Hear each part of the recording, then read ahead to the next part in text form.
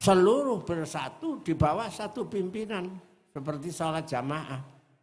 Makmumnya berbagai macam dari wilayah-wilayah mana-mana, semua taat kepada satu pimpinan, imam jamaah, imam sholat jamaah.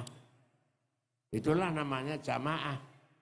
Lalu Rasulullah Shallallahu Alaihi Wasallam setelah beliau hijrah ke Madinah, beliau memberi contoh pengamalan Islam secara berjamaah, yaitu sistem daulah, sistem negara, sistem pemerintahan. Jadi mengamalkan Islam itu harus sistem pemerintahan. Islam yang harus berkuasa.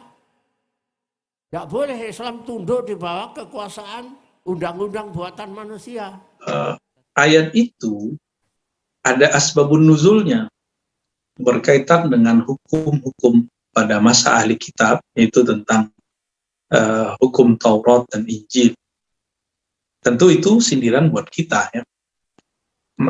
Dulu orang-orang ahli kitab itu tidak berhukum dengan hukum Allah. Nah, siapa yang tidak berhukum dengan hukum Allah, maka mereka kafir, mereka zalim, mereka fasik. Teman-teman, hukum Allah yang ada di Quran dan Sunnah itu,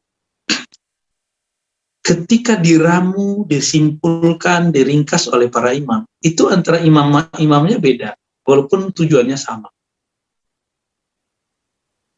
Ketika dulu Bani Abbasiyah ingin menjadikan ajaran fikih Imam Malik sebagai ajaran resmi kerajaan Abbasiyah, dinasti Abbasiyah, Imam Malik menolak. Karena Imam Malik mengatakan di luar Madinah ada sahabat-sahabat yang punya pengikut, punya murid, punya sanad yang berbeda dengan saya. Ya, artinya Imam Malik, Imam Madinah, Imam Salafus Saleh sadar bahwa ada penafsiran yang lain terhadap hukum-hukum Allah di dalam Al-Quran. Maka sekarang kelompok yang mengatakan negara kita ini negara tauhid, negara kita ini negara syirik, negara kafir, karena belum berhukum dengan hukum Allah. Oke, coba imajinasikan sekarang, bayangkan saja jika negara kita ini langsung berhukum dengan hukum Quran. Quran itu bukan buku tematik, bukan disertasi, bukan KUHP, bukan KUHP. Nggak ada di situ tema, nggak ada di situ pasal, yang ada surat ayat, surat ayat. Kalau ada satu kejadian terjadi, bagaimana cara merujuknya? Maka pasti nanti ahli-ahli Quran, kalau hakimnya nih pasti nanti ahli Quran, antara satu hakim dengan satu hakim yang lain akan berbeda penafsiran. Makanya teman-teman, itulah rahasianya kenapa ulama-ulama kita mengangkat, mengganti redaksi Piagam Jakarta yang kemudian jadi Pancasila, kewajiban menjalankan syariat Islam bagi pemeluknya.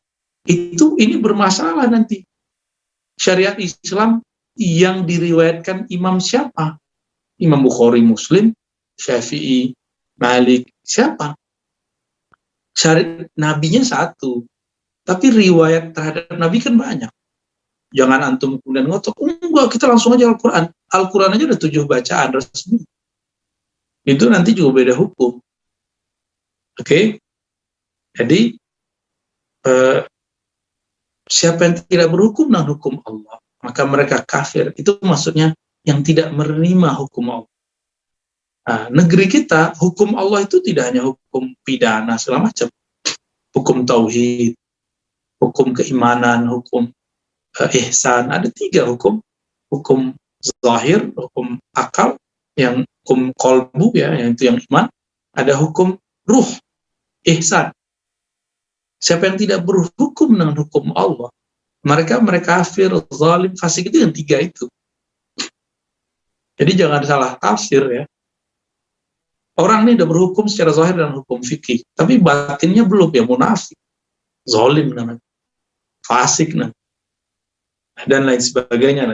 Jadi ayat itu bukanlah untuk dibenturkan dengan Pancasila, ya nggak level lah Pancasila dibenturkan dengan Al-Quran. Justru Pancasila itu adalah bentuk daripada pemahaman Qurani yang universal, yang kemudian dijadikan sebagai falsafah dari negeri ini. ketuhanan yang Maha Esa. Itu adalah isi daripada surat Qul Huwallahu Ahad. Yang jika membaca kulhu itu sama dengan sepertiga Al-Quran. Jadi teman-teman, falsafah yang ada di Pancasila nomor pertama itu udah nilainya, maknanya itu diinspirasi dari satu surat yang senilai dengan sepertiga Al-Quran. Lalu kenapa ada orang-orang yang masih ngotot ini belum Islami? Ya, Wallahu a'lam bishawab.